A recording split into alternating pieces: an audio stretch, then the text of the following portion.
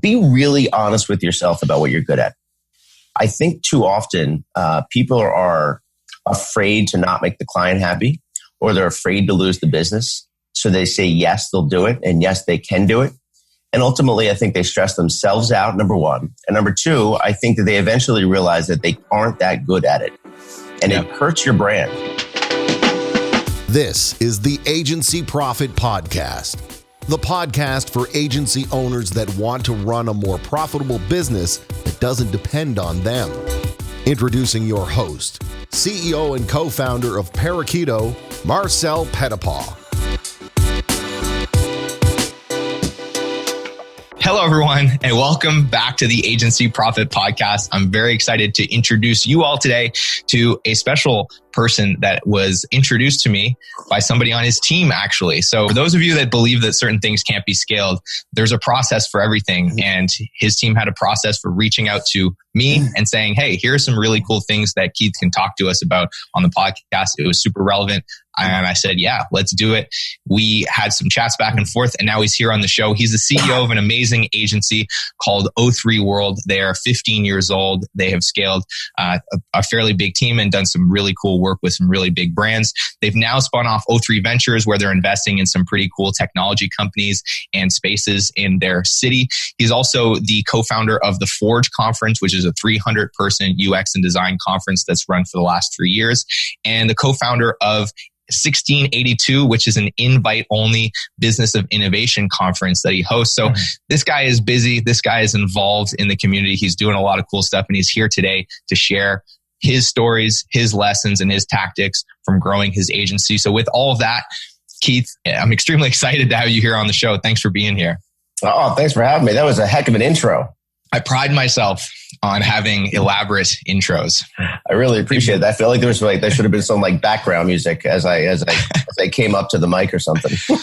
I'm going to bring that up to the content team. Say we need some background music for the intros because they're getting pretty epic. Well, it's pretty funny. Just to touch on that for a second, we have this labs program we started a long time ago that we can kind of touch on. But one of the things we experimented with was this called a theme music app.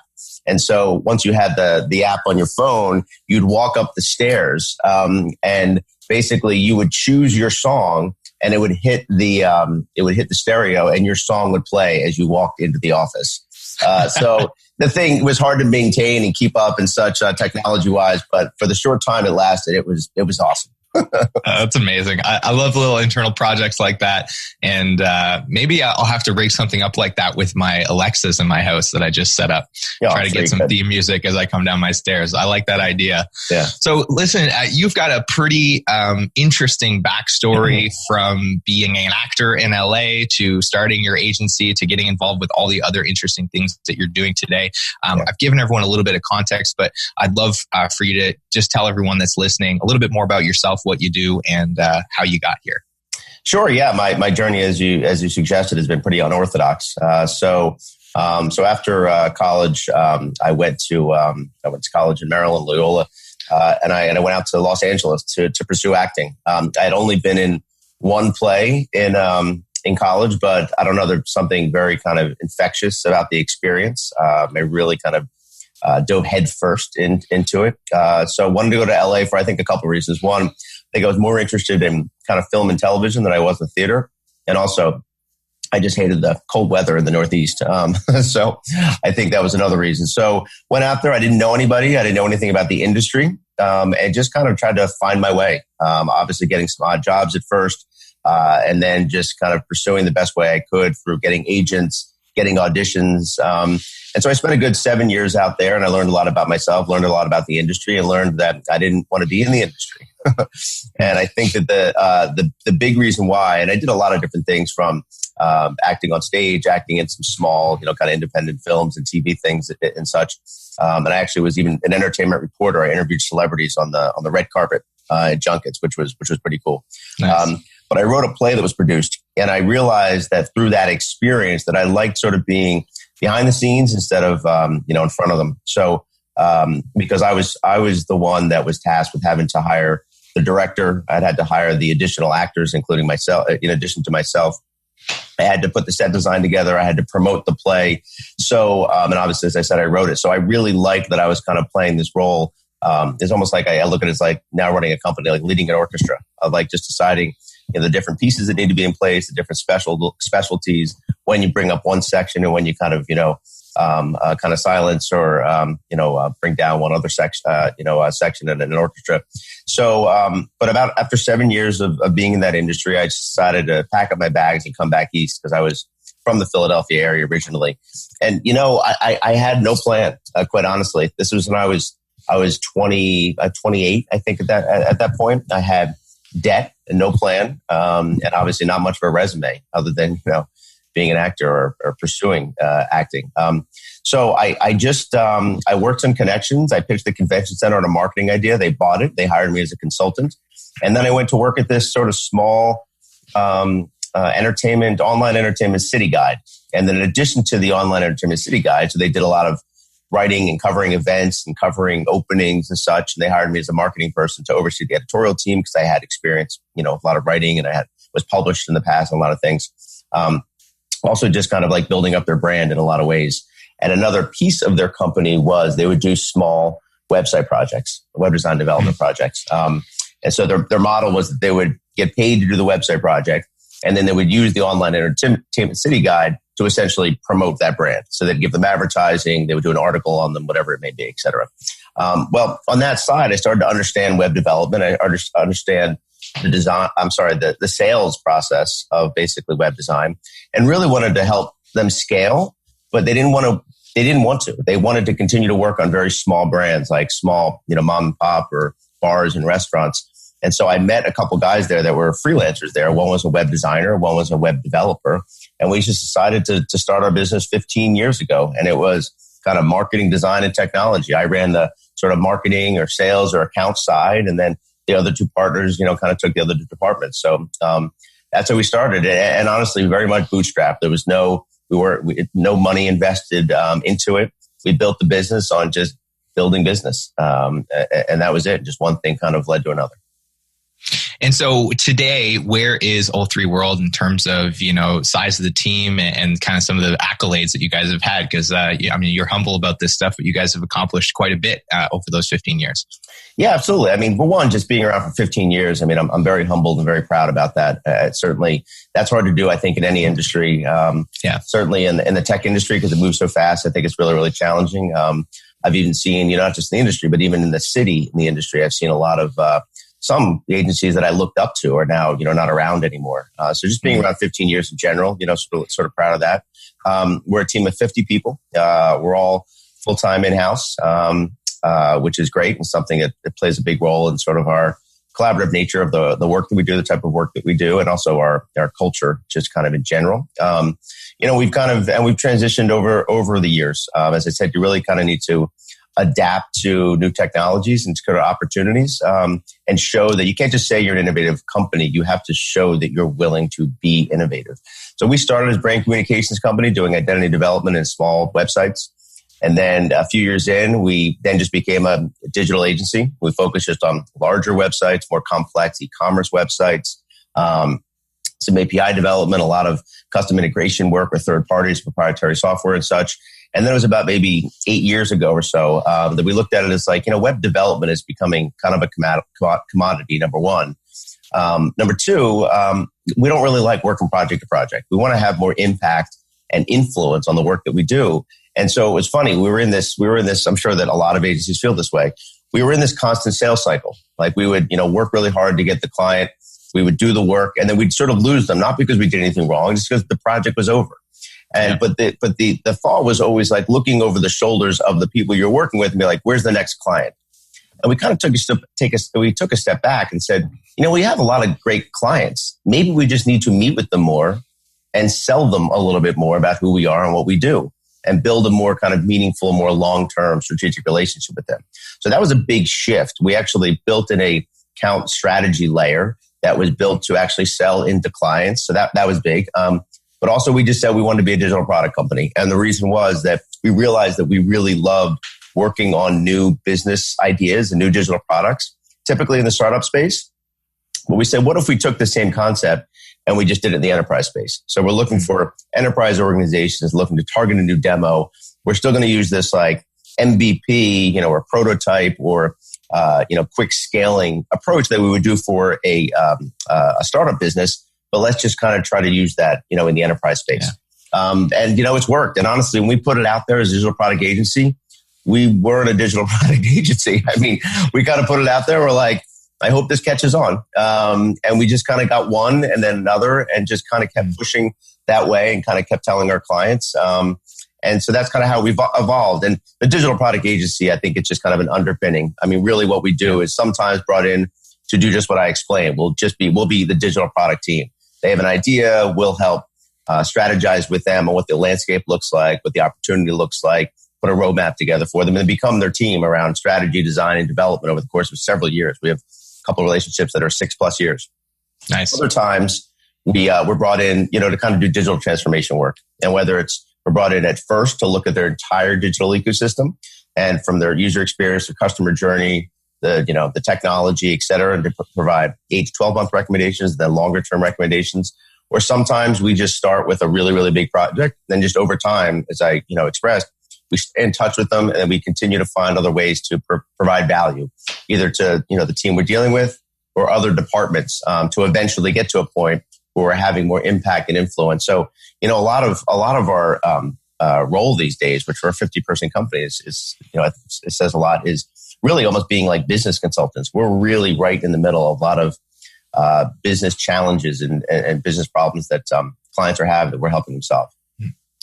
I love how you guys just kind of picked a position. You positioned yourself as that, and then like earned your way into feeling like you should be there, positioning yourself as it. I feel like a lot of agencies hold themselves back from making a pivot that they need to make, just like you guys needed to make, because they don't feel like they have the chops or the portfolio to do it. Yeah. And the reality is, most of the time they've gotten to where they are by being scrappy and figuring things out, and so there's no reason why they can't continue to do it. So I absolutely love that. Now, what I want to dig into with you is obviously 15 years in the game, you've seen a lot of things change. Your team has grown, from zero or, a couple of guys, a couple of freelancers and you up to 50 people today. What have been some of those really significant growing pains that you remember encountering along the way that you had to overcome to get to where you are today? Yeah. So, first of all, there was, the recession, 2008, 2009. I mean, we were literally almost out of business. I remember sitting around and we had tapped our line of credit. And we had not taken a couple paychecks already. And there's 3 owners looking at each other, just had no idea where to get the additional money to make payroll. And I remember our CTO or our one partner essentially at the time, who was also running the books, just was at his computer and I think just sort of like looking at our bank account, and all of a sudden saw this deposit for I think it was like $5,000 or so. It was from a hosting arrangement that we had for getting this business for the hosting client essentially through one of our clients. This was one of their referral kind of fees that we were able to get, that we had no idea it was coming. We had no idea the amount. It just literally magically appeared in our account, literally hours before we were going to have to make payroll. I mean, that was the absolute closest we've ever come to being out of business. But it also made you feel like there's like a sort of a star over our head. Like, what are the chances this thing shows up out of nowhere? And, and for a company that size at that time, $5,000 was, kind of a lot of money. That was a big deal. So the recession was really, really, really challenging. That's one. I think the other thing is that, when you start a business, I think people are like, maybe they're a great designer or they're a great developer, and they find some people they want to work with, and they're like, I want to do more of this.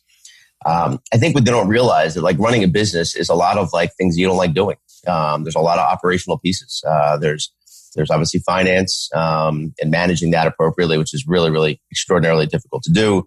There's obviously, kind of legal and insurance and benefits and things of that nature. And and then just kind of like people problems as well. And you just learn a lot over time, kind of, or client problems. I mean, the scope creep that every agency deals with. The only way you get better at it is get burned by it a bunch of times. And you start then tightening up your statements of work and your MSAs, even more. So that was a big learning point for us. And I think the other thing is that, we've always spent a lot of time, energy, and money on making sure that we had the right people in place that were in non-billable roles. And I think that's something that a lot of agencies really wait on as long as possible. I think the biggest thing is always like a project manager. They want to do it themselves. Like, I don't need a project manager. And then they finally hire one. Like, why did it take me so long to hire a project manager? Yeah. So I think it's the same thing with like, a person in finance or HR, which we have at a 50-person company. And we actually had her when we were a 30-person company. So really jumped way ahead of that. We have a recruiter now, full-time recruiter at 50 people. Normally that would never happen at a company our size. So we really spend a lot of time on the operational side of the business. When they say like working in or working on the business, we work on the business, quite often, and really take our heads out of the account work and the day-to-day stuff for what we're producing for clients, and really focus on how can we grow our organization, and treat it with the same care that we treat, the work that we produce for our clients. Yeah, those are some great points. And I want to certainly dig into that a little bit more, because I think, we see that a lot. It's incredibly talented creatives that kind of end up with a business by accident, and just, it's just not something that they ever sometimes planned or expected to do, but it's the reality now. And there's a learning curve certainly to learning this business model that, to your point, especially from a financial perspective, can become extremely complex very quickly. And it's very, very challenging to manage when you are dealing with people and their time. And that is the way that you essentially live and die as in this service business model. Yeah. So I'm really curious to know, if you had kind of like a top 1, 2, or 3 lessons from the last 15 years that, you would want to give to a new agency owner that's just kind of starting out, what would those key messages be? So number one, I think that, you said before about, kind of taking risk in some regard or pivoting. I think that people I think they need to look at their business as if they were a client themselves. So a lot of times when we approach labs projects, or we approach the ventures projects, or we approach internal projects, we try to treat it as much as a client as possible. We put like a real budget on it. We try to manage to that as such, and we try to resource appropriately as well. I mean, certainly it'll take a little bit of a backseat to client work, but not that much and not that long. So I really think that you need to make a commitment on how are you going to stay ahead of the curve, because that's why you're getting business. You can't just keep your head down and just keep delivering what the client's asking of you. You need to really spend some time to kind of take your head out of that and look kind of like into the future a little bit more about how you're going to grow as an organization. So I think that's a big thing. The other thing is that just the importance of finance and cash flow.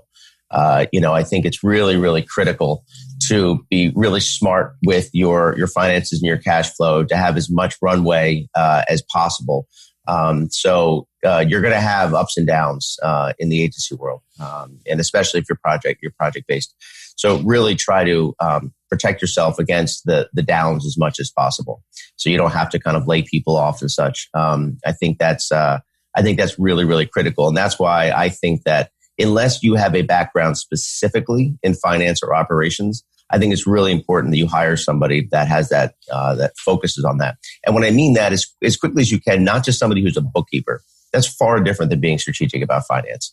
I mean, we probably about 6 years ago brought in the CFO with a tremendous amount of experience that completely changed the trajectory of our company, just because we weren't being strategic. I mean, we still had a little bit of debt. We just weren't, we had some money in the bank that we could have been making more of an interest on by putting it in a money savings account. A lot of things that we just weren't aware of, because we were collecting checks, we were putting in the account, we were paying people, we were paying vendors and getting back to work. But we never looked at strategically. So I think that finance is extraordinarily important. Again, not just to make money, pay money, but really there is a lot of metrics essentially associated with knowing when you should hire people, when you may have to, lay off people. All those things are really, really critical. Utilization numbers we look at weekly. That's really, really important. That's a real indicator of how busy you actually are and kind of what you can handle, and when you need to hire more or when you're kind of struggling in some regard. So I think finance is extraordinarily important. The other thing is that be really honest with yourself about what you're good at. I think too often people are afraid to not make the client happy, or they're afraid to lose the business. So they say, yes, they'll do it. And yes, they can do it. And ultimately, I think they stress themselves out, number one. And number two, I think that they eventually realize that they aren't that good at it. And it hurts your brand. I mean, eventually a client, it's just like you were great at design, but you sucked at development. Like, why didn't you just say you can't do development? Why didn't you find a partner for development? For us, we've always been really, really honest about this is our strengths and this is stuff we don't do. Now, we'll try to help as sort of a lead agency to try to find you partners in some way that we think may be a fit. But we're also, if we don't think we're a fit for either one piece of it or the technology you're looking for or whatever it may be, we're really honest with people. And I think that builds a trust over time. They know that you're not in there for the land grab or just to get more money. They really, really, really appreciate that. And sometimes, honestly, we've walked away from deals from really big clients that we could have gotten some work out of. And I think that they value that quite a bit. So just be honest. Like, don't focus that I just need this business, or don't be scared I might lose this business or I might not make them happy. Just be really honest about what you're good at and what you're not. I think that people are really reluctant to do that. I think that goes a really, really long way. Hey, it's Marcel here from Parakeeto, and I just wanted to take a moment to thank you for tuning in and enjoying the Agency Profit Podcast. I hope you're getting a ton of value out of today's episode, and if you are, then you might want to check out some of the other great resources that we've created to help agency owners be more successful and profitable over at Parakeeto.com. We have our blog, which is loaded with other podcast episodes, as well as blog posts that detail a lot of things that we might be talking about today, and a ton of free downloadable resources, checklists, cheat sheets, spreadsheet templates, all to help you get everything that you need to be more profitable without having to use anything that's paid or any additional software. And then, of course, while you're there, you might want to check out our software product, Parakeeto, that helps you run more profitably by answering your most important operations questions without having you waste time on spreadsheets, and even lets you run simulations so you can figure out what happens if we get a new client or we hire a new employee, and really model that before you make the decision. But that's enough about me and our products. I'll let you get back to the episode. I hope you enjoy it. Yeah, I want to dig in on that point specifically, because I'm actually going through that with an agency that I'm working with right now, where I'm on our next call, like I'm planning to sit them down and give them the feedback. Like, you guys are doing an amazing job over here, but you really shouldn't be doing these other two things, because I've had to, rewrite the copy that you wrote, and I had to find a designer to fix the designs that you did. But like, you're doing really good on this stuff over here. So like, I would still pay you the same amount of money if you didn't do this other stuff. Like, just focus on that. And to your point, it's not necessarily great for the brand, but it also, from an operational perspective, and I'm sure you've run into this as well. You say yes to something that you don't have a process for, and all of a sudden the scope on that goes out of whack. You end up not really making any additional money on it, or it ties your team up and takes their time away from working on other things that actually make you more money, more gross margin. So it can create a lot of indigestion as well. And I've seen that happen time and time again to lots of the folks that I've talked to. And it sounds like you've had that experience as well, and it's helped inform this opinion. Yeah. And listen, I mean, I say we're still very specialized, but when it comes to the digital space, we're very balanced, meaning, we do design and development, and we have 25 in-house engineers, and we have, 10 probably in the experience design, space as well. So we really are, when we say we do it all, we do. But I think a lot of times you see design shops that they're like design heavy and they got like a couple developers, or they're development heavy and they got like a couple designers. But that's just not good enough. I really think that if you can't do it all, don't do it all, to your point with the agency that you're kind of, speaking with. I'll tell you the other thing that really enables for us being balanced like that. But this is also, you have to be comfortable with it. We partner with a lot of complementary agencies. So, or just firms, might be development shops, but they might be very dev heavy and don't have a UX or design team. We have no problem being brought in and work with them, as long as there's a level of respect and a clear understanding of who's doing what. The fact that we do development, we don't need to do all of it, but the fact that we know how to speak with developers, we know how to pass things off, is very, very helpful for them and helpful for us, and vice versa.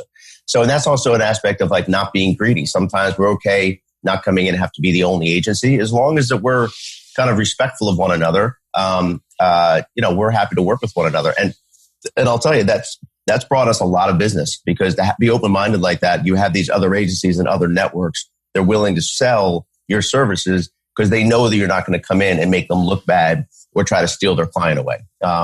So I think that's, I think it's critical in a lot of ways. Well, that's another interesting thing that I want to dig into, because when you came into the agency space, especially in a place like Philadelphia on the East Coast, you were coming into a pretty saturated, pretty competitive market. There was a lot of big dogs that were kind of dominating that space. And somehow you managed to carve a business out for yourself and grow it. And like, to your point, survive for 15 years. And that doesn't happen by accident.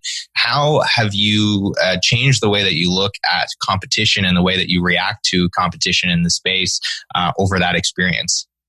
Yeah, it's good. It's a good question. I mean, so there's a couple things. One of the reasons we started the business and we're lucky is because we were naive. I didn't have experience in the agency space. I didn't know how saturated or competitive it was. And if I did, I'd be like, wow, I don't know if I should have done this. We didn't really have that strong of a business plan. It just seemed like a really, really good opportunity. I've obviously become a little bit more aware of now the competition and the importance. I do think that it's really critical to be aware of your competition, certainly locally, but I think nationally as well if you're kind of growing. And in a lot of ways. Number one, I think it's important to know sort of what they stand for and what your differentiators are. So just in general, if you're in a pitch or so, you're able to kind of speak to that. I think in some cases it's just inspiration. I mean, I'm friendly with a lot of agency owners in town and actually outside of town. And we're very open with one another. We're not really hiding from one another, kind of how we're doing or successes or frankly setbacks. So that number one, from a kind of a business therapy standpoint, that feels great. But also, you just learn a lot from them, things that they're doing. And maybe, I just look at this in general. I mean, I meet with a lot of CEOs or business owners, not just in the agency space and not in small, large, everything. I think the idea is that you shouldn't just read a book or you shouldn't just follow a leader in your space. You should take bits and pieces from all of these different people and make it your own. And that's really sort of what I did. I have my own sort of leadership philosophy, but also I'm still inexperienced in a lot of things in life and in business. So I try to meet with other people that basically give me either inspiration or ideas that I can kind of like add on top of what I already have. So yeah, I don't know if that helped answer your question, but... Yeah, no, it's great. I look at it the same way. Obviously, in the SaaS space, there aren't a whole lot of people who are trying to do what we're doing, but I have spoken to a few people that tried and pivoted away or that are thinking about it. And I think it's important to kind of keep chatting because, you never really know what kind of opportunities are going to come up. And everybody seems to find their lane, and seems to find their little niche. And the better they get at that, the more likely they are to say, you know what, you're not a great fit, but I know somebody who's a better fit. And it's okay to do that. And in fact, it's a good idea to do that because it shows that, you're confident that you're the one in that space and you guys will start to respect each other's place in the market. I think having this non-adversarial and kind of open relationship with the competition is something I've seen a lot of people have success with. And obviously it's working well for you as well. It is tough in Philadelphia though. I mean, people do have it's a city that has this chip on its shoulder. We 5 years ago, we started this thing called Agency Field Day. And what we did is we actually looked at some of our biggest competitors in the agency space.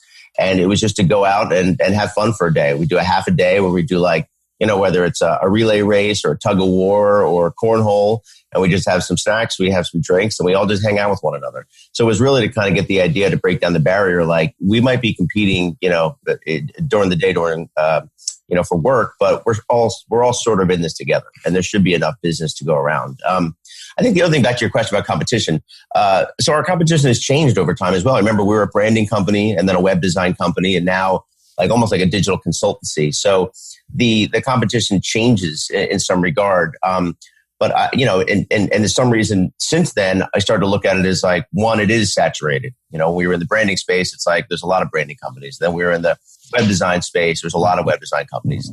We got into e-commerce pretty early on with Magento, and we realized before long there was tons of Magento partners. So we got out of that. So a lot of it is to also kind of stay ahead of the competition to some regard and kind of continue to create our own niche.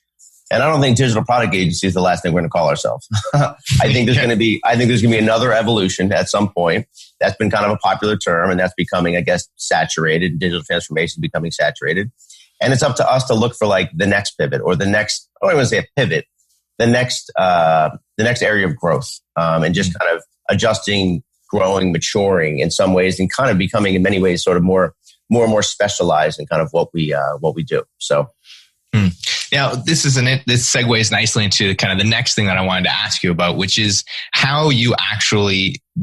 what process you actually use to identify when it's time to start making these strategic changes, when it's time to start reorganizing your team around something that you know needs to be addressed, or, a change in direction that you guys are making as an organization. It's topical. We're coming up on the end of the year. A lot of people are doing annual planning and that kind of stuff. What are the systems that you guys have been using over time to make sure that you've got a cadence for actually talking about and making decisions on these things? First of all, it's ongoing. I don't think there should just be like end of the year thing that you focus on. It should be ongoing. Everybody here should be curious.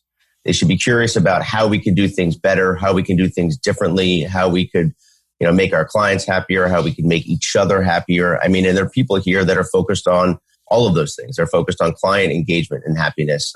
They're focused on, obviously, on the delivery team from a design and development standpoint. They're on, the accounts team to be able to bring in, additional revenue. They're on the HR team for just, kind of employee engagement and happiness and such. And so each one of those individuals and each one of those departments can improve on everything that we do. They can improve on the tools or technologies that we use internally to be able to provide something better. There could be processes that could be more efficient. There could be things that are happening in the space, such as accessibility, which is a really big deal right now. A committee we started with accessibility. It didn't start from my business partner and I. It started by some of the other leaders of the company. They put it together. They took ownership of it. They started the committee.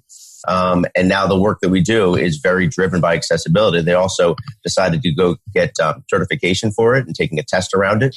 I didn't tell them to do that. We'll support them. We'll fund it.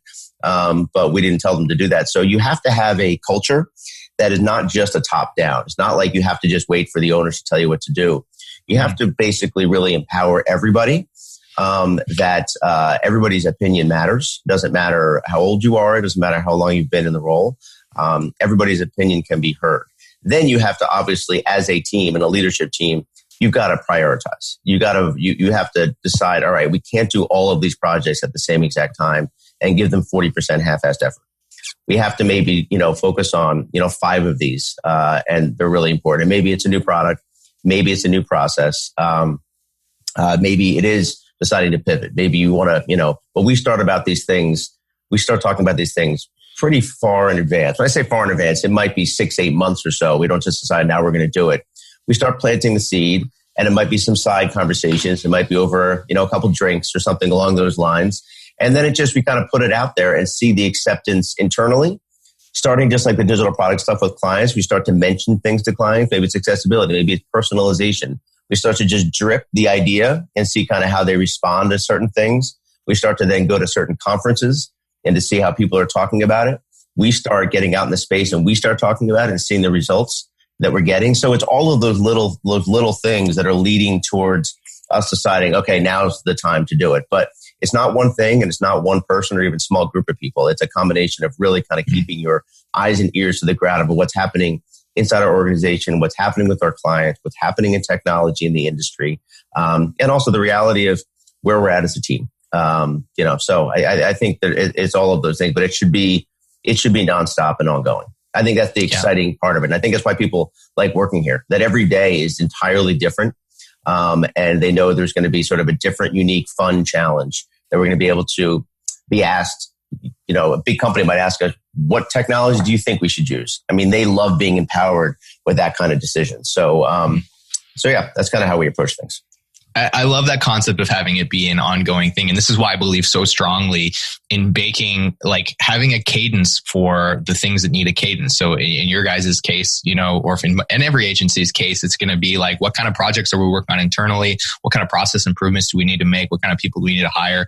And getting the team involved means protecting time on a weekly or biweekly or monthly or quarterly, whatever the cadence looks like for you basis to facilitate that conversation and extract those insights. So people have the space where they feel comfortable and confident actually sharing that. Yeah. I always have to put my process hat on and say, there's a process for this. Yep. And so I absolutely love that.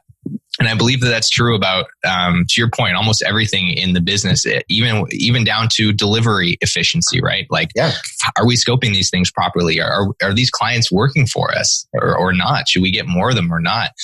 All that stuff, there's a cadence to be had for having those conversations and facilitating them and then capturing that information so it can actually be useful to drive those decisions going forward. So love that insight.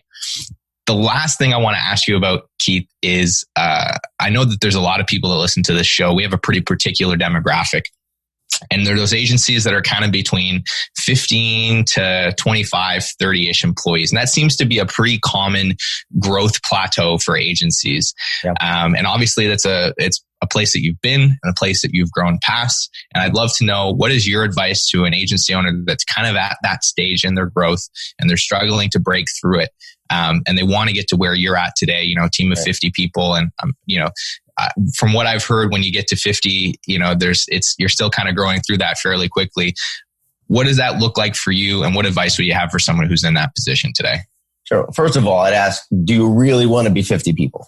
I think that it's important not to grow just to grow. We're not really motivated by that. And I've told the entire team, like, if we stayed at 50 people for the rest of our existence and we became smarter and more efficient and more profitable, and we were working on the clients and the projects we want to work on, that's great. I mean, for us, that's what we're driven by. We're not driven by a certain revenue number. We're not driven by a kind of a vanity metric in some regard. So you really have to ask yourself, like, do you want to be 50? What's the value that 50 brings? So we've only been 50 for a year. We went from 30 to 50 in a year. So there is roughly, we're coming up on our 15th year. So for 13 years, we were in the same spot. We were at the 8 to 10, and then we were hovering around 15, and then we were at 25 to 30 for a long time. I'd say that 50 is a good number for us. And the reason it is just because, again, I think I stated it earlier, it provides us a little of administrative or operational structure that we otherwise wouldn't have. It provides more depth in each department, and it builds up more of a bench. So you have more flexibility about whether people go on vacation or if somebody leaves or you need to pull somebody off on a project and such. So all those things are valuable in general. I think, though, to really be able to scale to that number, you have to start taking some chances. Unless you sort of just get lucky, you have to start putting yourself out there a little bit more. So you had mentioned, somebody from our team. I mean, we got more aggressive around about marketing ourselves, about getting more exposure for ourselves. So we have opportunities like this to go speak more. The conferences that we've put on. I mean, the same thing. 1682. It was around the business of innovation. We work with a lot of innovation teams. We're really interested in innovation. We want to be hired for innovation. So we basically hired a lot. We brought a lot of our clients that we either spoke at the conference or attended the conference, which kind of got in their mind, well, this is 03 bringing us to a conference about innovation. They can kind of obviously tie the two together a little bit more, which is helpful. But additionally, other people that came really opened up. Wow, I didn't really think of 03 necessarily in this sense, that they were an innovation agency and they were working innovation teams and they were doing ventures projects and things of that nature as well. So it was really just it was us. We don't make any money on the event. In fact, we spend a lot of money on it. But we took a swing. We took a swing. We wanted to put a really awesome event on for them that was able to put us in a different light with clients or potential clients. So I think there's just a couple of examples. I think you've got to be willing to take a couple risks. Go hire that business development person. Maybe for you that might work. That's been around the industry. It might cost more than you want to. I know that a lot of agency owners are like, well, I'm just going to be the business development person. And that's fine. I mean, that's not a bad thing. but sometimes you get stretched too thin and you can't do it all. Maybe that might be the thing you have to commit to, or, put an investment into. So I think you need to take some risks. Yeah. I like that a lot. And I think it's very true about a lot of folks that are kind of stuck at that 25 to 30 person kind of range. It usually, from my experience, comes down to a couple of things. Either they don't necessarily have a process that's predictable and repeatable for generating business, or if they happen to be one of those sales driven organizations, a lot of time it's just a cash flow thing. So they haven't really figured out the operations piece of the business, the protecting the margins. Or to your point, it might just be that the owner is a bottleneck from a personal development or a being able to let go of control of certain parts of the business perspective. And it seems like, and this is certainly the case for you guys, once you figure out what that bottleneck is and you unblock it, the path to that next kind of growth plateau is quick and it happens fast. I mean, for you guys, it happened in a year after being at that level for quite some time. So that's great advice. I'm glad you brought that up. Well, I'm sorry, just real quick. Everything's about time. We're a service company, about the hour. So whether it's even internal time, I mean, how much time are you wasting on a pitch? And I say that honestly, wasting sometimes. I mean, an RFP, are you going to, put 100 hours in, 250 hours in, give a bunch of ideas away? Like, is that worth it? Is the value there? Are you really looking at those metrics? So I think that everything comes back to the amount of time you're spending, which obviously equates to money lost or opportunity cost. But yeah, I think that a lot of people, if they're a little smarter in their operations, even with clients, I think they'd be surprised about how much time they can save and free up to be a little more opportunistic and a little bit more creative in taking a risk. 100%. And I think that this comes back to what you were saying earlier about hiring, an experienced person in finance. Like having those insights allows you to see these things that you haven't seen before and quantify them and actually have a feedback loop on how your efforts to improve that thing are actually functioning. And having somebody that understands the service business model specifically, and I need to drive this home for everyone listening, is like not every accountant, even if they've been around for a long time or, outsourced CFO or consultant, if they don't have specific domain expertise for the service industry, because this is a different beast, and you may want to keep looking and find somebody who does, because there's a lot of nuance, the ways that you have to accrue revenue, the ways that you have to be accounting for time, the ways that you have to be splitting people's payroll up based on where their time is going to get accurate costs of goods sold, get accurate customer acquisition costs, quantify the cost of your pitching process. All those things are nuances that you want to make sure you get right. So when you look at a report, it's telling you an accurate story about what's going on in the business. So I think that's a great point to drive home. And I love that you brought that up for the new agency owners that are coming up. Having that data helps you make those decisions. And of course, I love this statement because it's very self-serving, and that's the thing that I live and breathe and love so much. So I appreciate you bringing that up, Keith. That's great. And so the last thing that I want to ask you about, because I think it's just very interesting, is what you're doing with O3 World Ventures. So obviously you've reached a certain level with the agency where now it's able to be a conduit for investing in ideas and actions that you believe in and that you want to put some influence behind. Talk to me a little bit about where the decision came from to start investing in other products and companies through your agency. Yeah, so a couple things. One, and this is actually, I think, a really potential interesting takeaway for your listeners that they may be able to implement. So we started a labs program, and a labs program is very grassroots. We put about 200 hours a quarter aside, and to the opportunity to kind of experiment with new technology, essentially. And we've kind of gotten more sophisticated with it over time. So now we're seeing new technologies that are out there. We're trying to work on something, and then we're taking and kind of pitching that idea to a client. So it's happened with an Alexa skill. So we've gotten better at kind of conversational design, be able to pitch that to a client, which they bought off on. We did it with a chatbot, and we were able to kind of, then a pitch to a client, which they've signed off on. So there's ways to basically, again, as long as you have parameters, you're like very specifically, I'm willing to put 100 hours a quarter aside, 200 hours a quarter, and it's meaningful, not just so we can screw around and have fun. That's fine if the end product, and you see some of the ones on our site are kind of goofy, but that's just like kind of like for them to be fun and to get some PR out of them. But there's actually a business purpose to all of them as well. So that kind of mindset, I think, led us into the ventures program. But honestly, I think that we are really proud of who we are as a services company and want to continue to focus on that. But we also recognize that we want to diversify our portfolio. And ways that we could do that is potentially kind of invest in other products or companies that are out there and sort of act as an accelerator. So one in particular, it's a company called Irvin, and they're an AI agency. They have a machine learning platform and product that they rely on to do a lot of the kind of heavy lifting for the work, but they also have kind of a team of experts and specialists that really kind of help on the consulting side of things. And that made sense in a variety of different ways. Number one, we already did a chatbot for our clients. We're already talking about AI. We had considered building our own kind of data scientist team or AI team, which was going to be costly. Whereas this company came along from a prior relationship that we had and realized, this is a product that already exists. This is a team that's already in place. They have a CEO that we trust, that we like, and leadership that we like.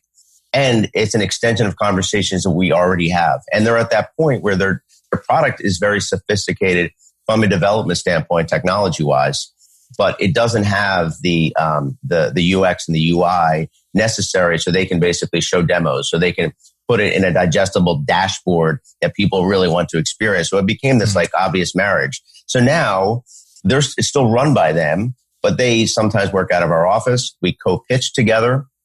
We obviously have a vested stake in the company's success, which is great, and it's now ownership, and it's not really tied to O3. We leverage some O3 services, for the work. It's really its own company. It's O3 Ventures, so it enables us to kind of get more in product, get something that's less on the services side, build out potentially additional revenue streams. While also, bringing something to the team that they love working on, something really exciting, really cool, really unique.